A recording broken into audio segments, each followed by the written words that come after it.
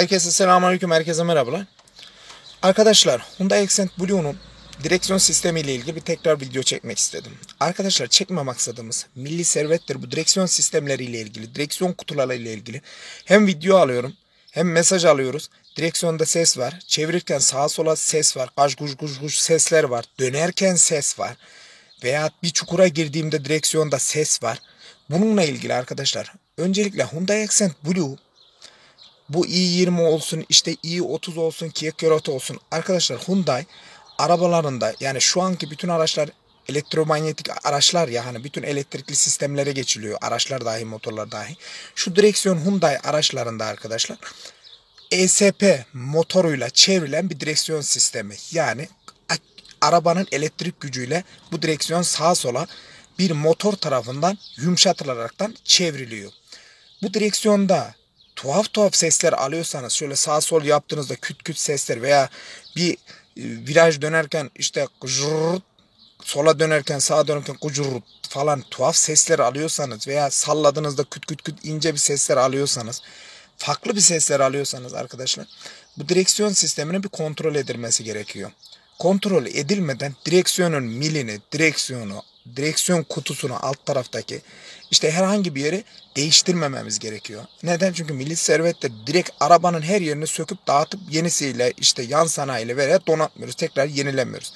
Burada yapmamız gereken birkaç arkadaşlar kontrol var. Bakın, şu kontrole hem de videonun da sonunu seyretmeyi unutmayın. Tamam mı? Bu çok önemli bir konu arkadaşlar. Bu direksiyon sistemine girdiğinizde 30 bin liraya yakın bir acayip masrafla karşılaşabilirsiniz. Daha da geçer de yani bu. Ben ön aşamada bu konuda arkadaşlar biraz tedbirli olmanızı istiyorum. Milli servettir, her şeyi arkadaşlar dolarla giriyor, euro, yurt dışından giriyor. Hemen arabaya komple değişime gitmiyoruz. Kontrol ediyoruz veya bir ustaya gidiyoruz, kontrol ettiriyoruz arkadaşlar. Tamam mı? Şu anda kontrol etmeniz gereken, bakın. Size ben onu söylüyorum. İlk önce şunu bir gösterelim. Bakın. Şurada ESP motor var, tamam mı? Yukarıda. Eğildiğinizde göreceksiniz. Bak. ESP motoru görüyor musunuz?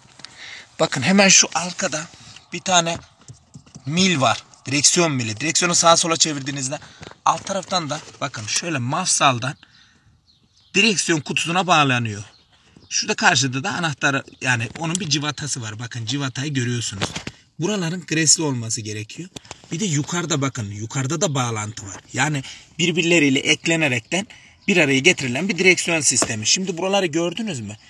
Buraların şu civata var ya arkadaşlar. Bu civatayı bir kontrol etmeniz gerekiyor. Sesi oynattığınızda şu yukarıysa ya veya aşağıysa buradaki civataları bir yoklayıp sıkmanız gerekiyor.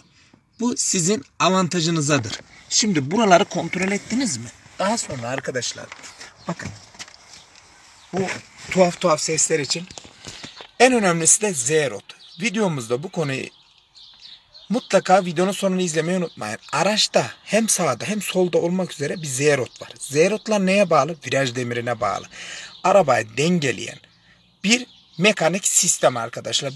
Yani şöyle iki karış bir malzeme. Demir, çelik bir malzeme.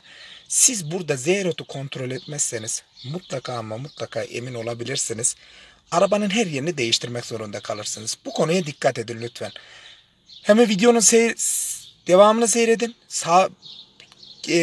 Çok basit gibi görünür ama emin olun, çok büyük masraflardan, devamı gelecek masraflardan da kurtulabilirsiniz. Orijinal ürünlerin çok dayanıklı olduğunu unutmayın. Yan sanayi veya orijinaline yakın bir parça taktığınızda da çeşitli sorunlar yaşayacağınızı da unutmayın. Bunlar arkadaşlar unutmamamız gerekiyor. Kontrol etmemiz gereken de bunlar arkadaşlar. Şu direksiyonu elinizde aldığınızda ses var ise mutlaka direksiyon mil mafsallarını ve sonra da Z-Rod'u kontrol ediyorsunuz. Daha sonra arabanın sesini anlayabilmeniz için gerekirse o direksiyon altındaki milin bağlantısını çıkarıyorsunuz. Şu direksiyon bomboş hale getiriyorsunuz. Direksiyon kutusundan, teker yükünden ayırıyorsunuz ki yükün sadece, yani boş, o normal yükün motorun kendi haline gelmesi için, yüke girmemesi için şu boş direksiyon hala Oradaki bir ses gelecek.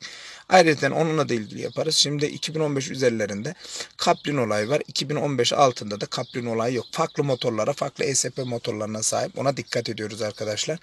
Akla takılan bir şey olursa cevaplandırın. Bu konu çok önemli. Videonun sonunda seyretmeyi unutmayın. Kendinize iyi bakın. Hoşça kalın arkadaşlar. Videolar tam gazda gelecek. Devam edeceğiz arkadaşlar.